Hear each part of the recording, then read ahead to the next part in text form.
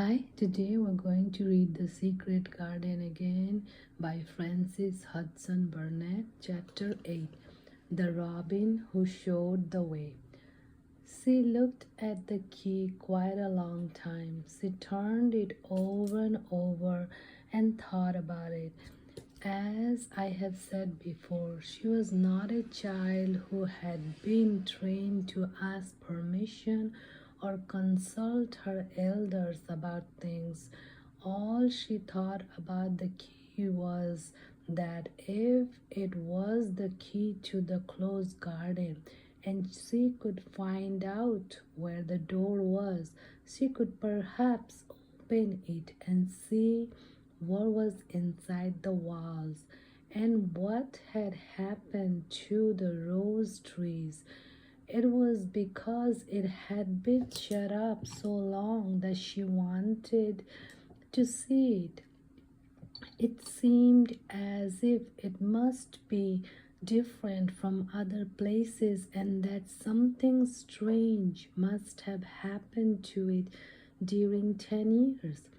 Beside that, if she liked it, she could go into it every day and shut the door behind her, and she could make up some play of her own and play it quite alone because nobody would ever know where she was, but would think that door was still locked and the key buried in the earth. The thought of that pleased her very much. Living as it were all by herself in a house with 100 mysteriously closed rooms and having nothing whatever to do to amuse herself had set her inactive brain to working and was actually awakening her imagination. There is no doubt that the fresh, strong, pure air from the moor had a great deal to do with it, just as it had given her an appetite, and fighting with the wind had stirred her blood, so the same thing had stirred her mind. In India, she had always been too hot and languid and weak to care much about anything.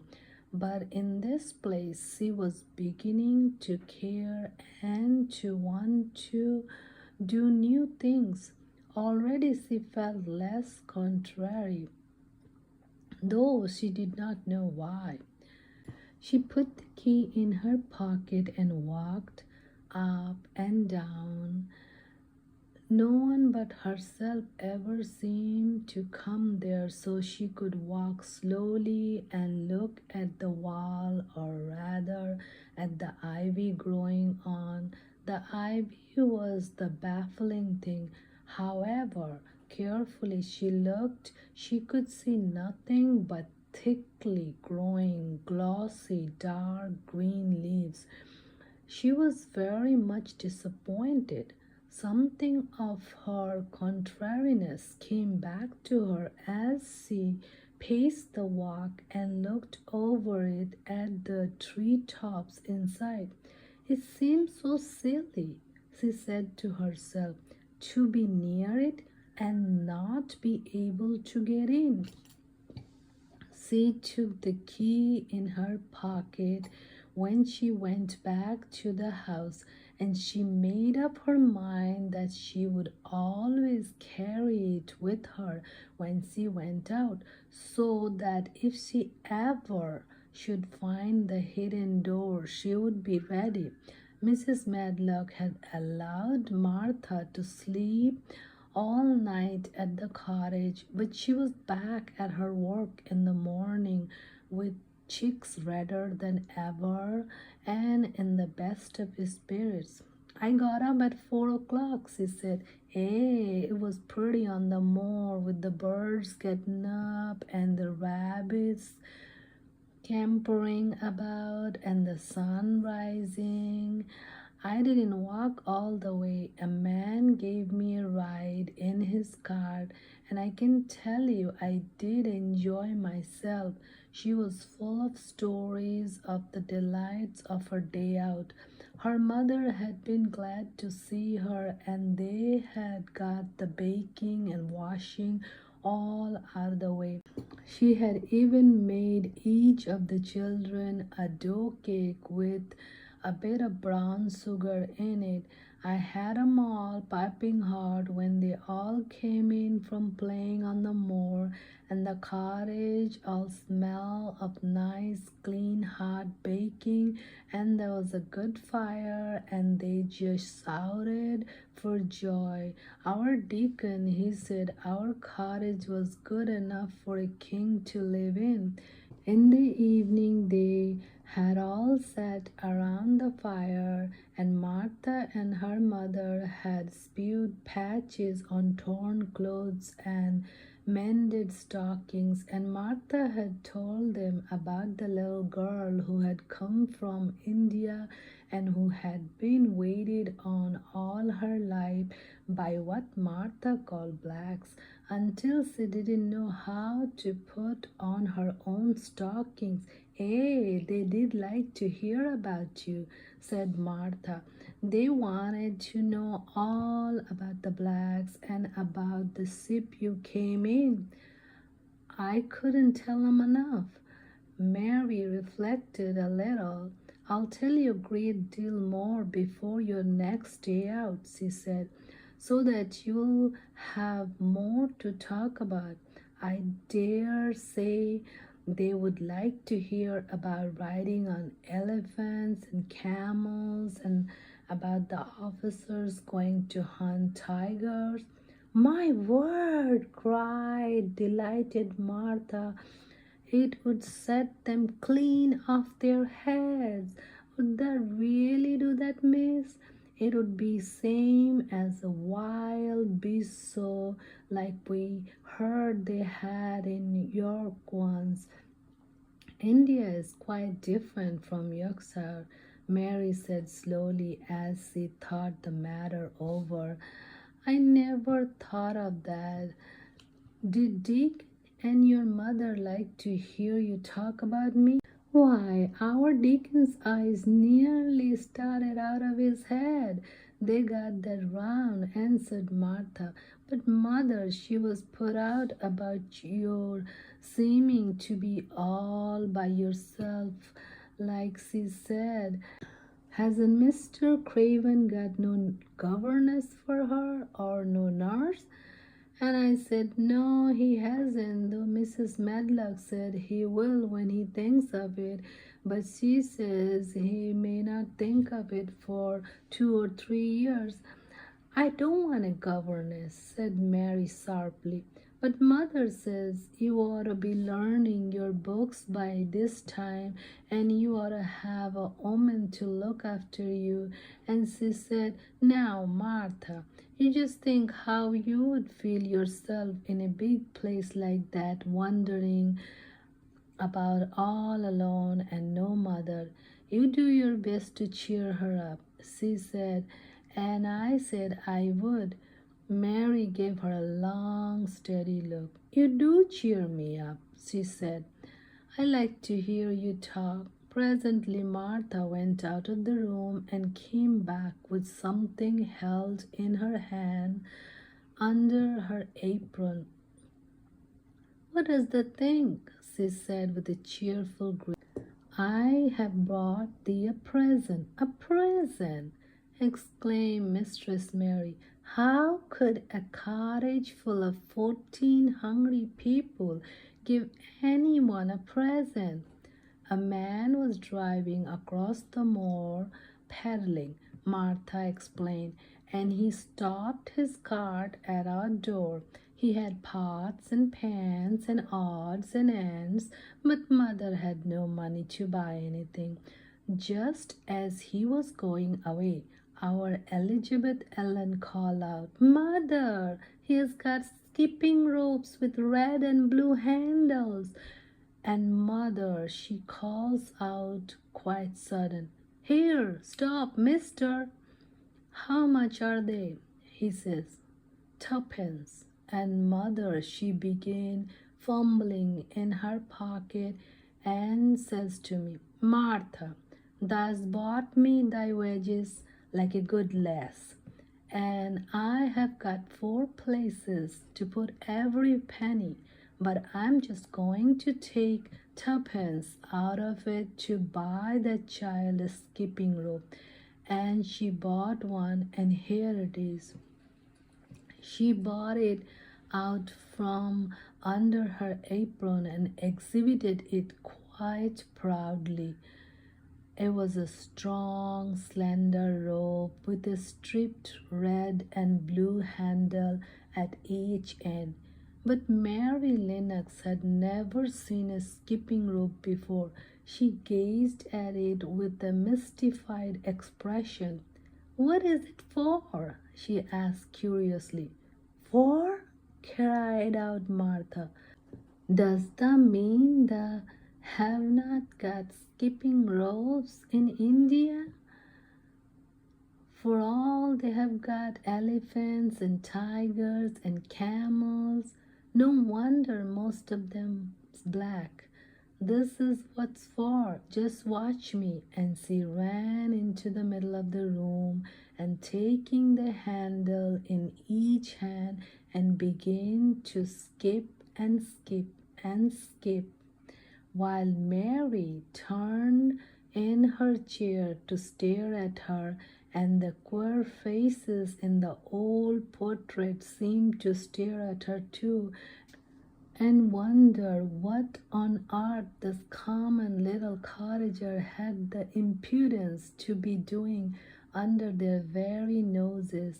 But Martha did not even see them. The interest, the curiosity in Mistress Mary's face delighted her. She stopped and she went on skipping and counted as she skipped until she had reached 100. I could skip longer than that, she said, when I have skipped as much as 500 when I was 12, but I wasn't as fat then as I am now, and I was in practice. Mary got up from her chair, beginning to feel excited herself. It looks nice, she said. Your mother is a kind woman. Do you think I could ever skip like that? You just try it, urged Martha, handing her the skipping rope. You can't skip 100 at first, but you practice and you'll mount up.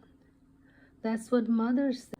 She says nothing will do her more good than skipping rope. It's the sensiblest toy a child can have. Let her play out in the fresh air skipping, and it'll stretch her legs and arms and give her some strength in them.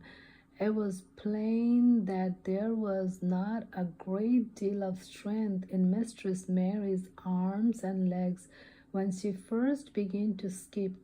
She was not very clever at it, but she liked it so much that she did not want to stop it. Put on the things and run and skip out of doors, said Martha. Mother said I must tell you to skip out of doors as much as you could, even when it rains a bit, so as the wrap up warm. Mary put on her coat and hat and took her skipping rope over her arm. She opened the door to go out, and then suddenly thought of something and returned back rather slowly. Martha, she said, they were your wages. It was your tuppence, really. Thank you. She said it stiffly because she was not used to thanking people or noticing that they did things for her. Thank you, she said, and held out her hand because she did not know what else to do. Either. Martha gave her hand a clumsy little shake as if she was not accustomed to this sort of thing. Then she laughed. Thou art a queer old womanish thing, she said. If there hadn't been our Elizabeth Ellen, thou would have given me a kiss. Mary looked stiffer than ever. Do you want me to kiss you? Martha laughed again. Nay, not me, she answered. If thou was different, perhaps thou would want to thyself, but thou isn't. Run up outside and play with the roof. Mistress Mary felt a little awkward as she went out of the room. Yorkshire people seemed strange, and Martha was always rather a puzzle to her. At first she had disliked her very much, but now she did not. The skipping rope was a wonderful thing. She counted and skipped and counted until her cheeks were quite red, and she was more interested than she had ever been since she was born. The sun was shining and a little wind was blowing, not a rough wind, but one which came in delightful little gusts and brought a fresh scent of newly turned earth with it. She skipped around the fountain garden and up one walk and down another. She skipped at last into the kitchen garden and saw Ben Weatherstaff digging and talking to his robin, which was hopping about him. She skipped down the walk toward him, and he lifted his head and looked at her with a curious expression. She had wondered if he would notice her. She really wanted him to see her skip. Well, he exclaimed, upon my word, perhaps thou art a young one after all, and perhaps thou got a child's blood in thy vein instead of sour buttermilk. Thou skipped red into thy cheeks as sure as my name's Ben Weatherstaff. I wouldn't have believed thou could do it. I never skipped before, Mary said. I'm just beginning. I can only go up to 20. Thou keep on, said Ben. Thou seems well enough at it for a young one that's lived with the heathen. Just see how he's watching thee, jerking his head towards the robin. He followed after thee yesterday. He will be at it today. He will bound to find out what the skipping rope is. He never seen one. Shaking his head at the bird, the curiosity will be the death of thee sometime if thou doesn't look sharp. Mary skipped round all the gardens and round the orchard, resting every few minutes. At length she went to her own special walk and made up her mind to try if she could skip the whole length of it. It was a good long skip, and she began slowly, but before she had gone halfway down the path, she was so hot and breathless that she was obliged to stop. She did not mind much because she had already counted up to 30. She stopped with a little laugh of pleasure, and there, lo and behold, was the robin sewing on a long branch of ivy. He had followed her, and he greeted her with a chirp. As Mary had skipped toward him, she felt something heavy in her pocket strike against her at each jump, and when she saw, she said, the robin, she laughed again. You showed me where the key was yesterday. You ought to show me the door today, but I don't believe you know.